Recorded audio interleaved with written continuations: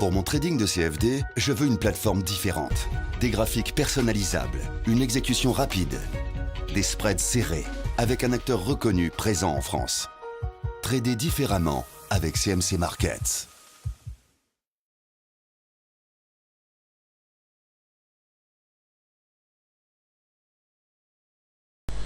Bonsoir, voici l'analyse technique du CAC 40 pour le 8 août. Donc vous n'avez sûrement pas dû le rater, Draghi est intervenu cet après-midi, donc au niveau des taux, il reste inchangé et jusqu'à très longtemps, hein, donc il a bien dit que ce n'est pas à l'heure qu'on le vit actuellement de remonter, donc les taux ça serait catastrophique pour l'économie. On évoque même des LTRO avec une enveloppe globale d'environ 450 à 850 milliards. Qu'est-ce qu'il se dit encore? Il se dit la crise que traverse Kiev actuellement avec la Russie aura un impact, mais il est difficile sur la zone euro, mais il est difficile de savoir exactement de quelle ampleur il va être.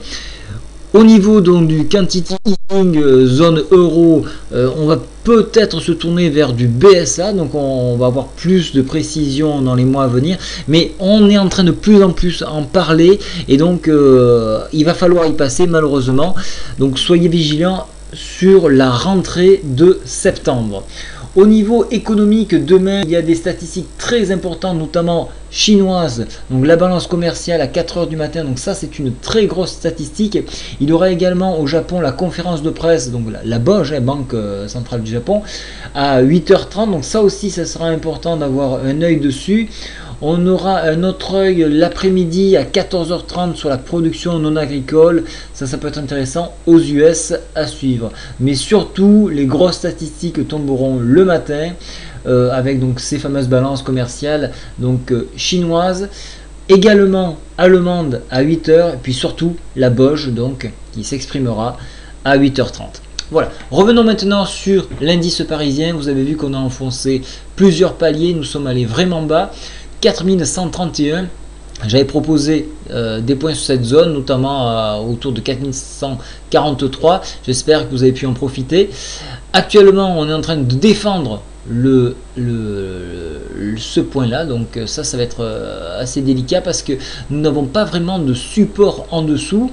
Le fait d'enfoncer ce palier là nous ramènerait vers des points très bas ici, c'est-à-dire aux alentours de 4068 points.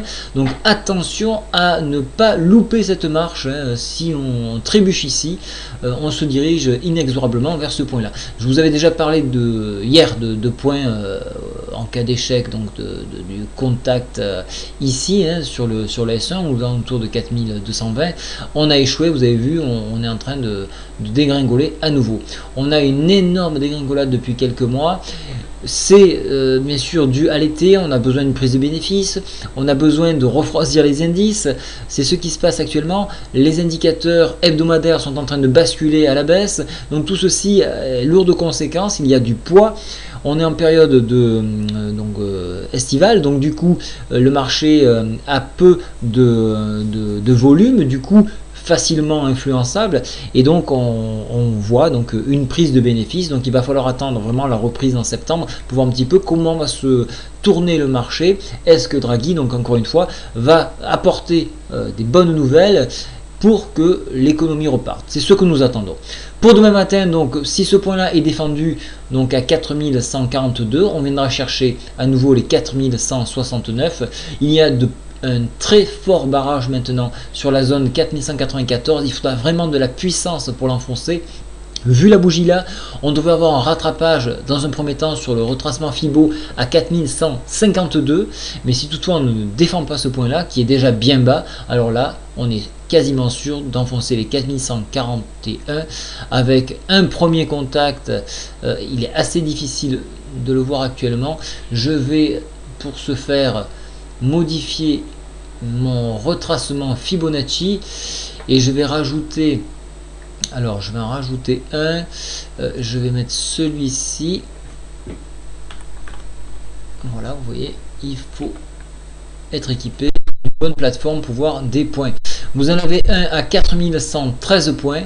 Ça, c'est un point que vous pouvez viser dans la mesure où ce palier lâche. Je ne donnerai pas plus de points si ce n'est celui-ci que je vous ai dit en début de vidéo, à 4071 pour être précis. En dessous, il me faudra beaucoup plus d'analyse pour aller plus loin, car là, on est sur des zones très dangereuse, comme je vous l'ai dit en début de vidéo. Au niveau des indicateurs, on a une orientation baissière, on n'a aucun signe de redressement sur la MACD, et sur le stochastique, toujours cette orientation baissière malgré que nous soyons en survente. Il est bon de constater qu'il y a une consolidation dans la baisse. À chaque fois, on remonte en début de séance et on redonne un coup de massue en milieu de séance jusqu'à la fin de séance. Et ça, c'est très sain pour une baisse continue. On n'a pas une baisse massive, on ouvre le cours, d'entrée on perd un point. Non, c'est 1%. Non, c'est pas comme ça. Elle est vraiment très bien travaillée cette baisse. Donc soyez très vigilants. Voilà, je vous souhaite à tous une très bonne soirée et je vous dis à très bientôt. C'est ma dernière vidéo pour cette semaine. Je vous donne rendez-vous dans une semaine de vacances bien méritées. Je vous retrouverai en pleine forme et probablement avec des nouveautés sur le site. Bonne journée à tous, au revoir.